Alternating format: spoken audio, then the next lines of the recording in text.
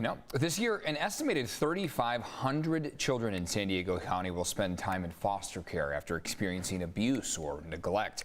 Voices for Children directly helps these children, and they are in need of volunteers. Jessica Munoz from the Voices for Children organization here, along with Matt Morshek, a volunteer court-appointed special advocate. They're here to share more about this wonderful program. Jessica, let's start with you a little bit. Tell us a little bit about what this program is and how it helps people in our community. Of course. Thank you so much for having us. You bet. Voices for Children is the court-appointed special advocate, or CASA program, serving San Diego and Riverside counties. That means that we have the privilege of training community volunteers like Matt, who serve as CASAs, or court-appointed special advocates. These volunteers are appointed by judges to get to know the individual circumstances of children in foster care and to advocate for them. A lot of people are really surprised that when children are removed from their homes due to abuse or neglect and enter foster care, a judge is assigned that makes all the decisions about what happens next.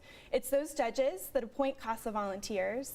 The child gets the benefit of a caring, consistent adult who's focused exclusively on their needs, and the court appreciates that that CASA volunteer develops really unique insights into the child's circumstances. I mean, these are kids they're going through a lot, right? I mean, Absolutely. Abuse, neglect, and so many of them. The numbers are staggering here. So having someone that they can depend on, look up to, super important. Talk about the volunteers. Do we need more of them right now? We absolutely need more volunteers. We always need volunteers, but the need right now is particularly critical. And so to help us meet that need, we've launched a Your Voice, Their Future recruitment campaign. Oh, okay. Where we aim to identify volunteer advocates for 100 local children between now and when National Foster Care Month begins in May. Okay, Matt, tell us a little bit about being a CASA, right? A court-appointed special advocate, right? Yeah, you bet. Yeah, it's. I'll tell anybody who will listen. You know, it's been one of the most rewarding and personally meaningful volunteer experiences of my whole life. I just really appreciate and value being part of Voices for Children and the lives of the young people I've been matched with. Yeah, tell us a little bit about some of your experiences with some of the kids. Yeah, you bet. So we're with them for the long ride. I mean, as you can imagine, there are ups and there are downs. To date, I've been matched with 3 different case youth. All 3 were teenage boys. And, you know, I'm there on the low days when stuff happens and they need some extra support. Yeah. But you also get to be there on the days of celebration, too. I've been to 2 high school graduations.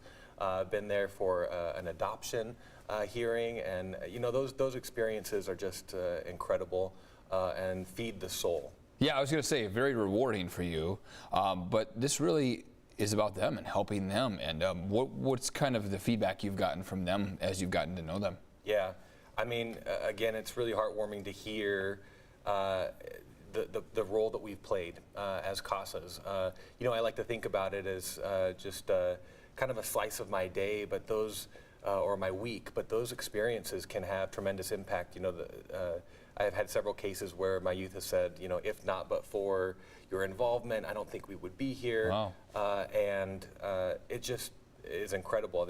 Those times, especially during the pandemic, yeah, when sure. you stand in to give a little bit more help and support and advocacy, and you actually see some things moving, and you think, well, if I hadn't been there, I don't know what would have happened. So if people watching this right now, if you're thinking about being a CASA, you're giving it 2 thumbs up. Absolutely, yeah. Go to the website, sign up for an info session, if nothing else, and you can decide later. Jessica, tell us how we can do that, how we can get involved. Sure. So we really hope that members of the community will visit our website, speakupnow.org. We, of course, want people to explore becoming a CASA themselves.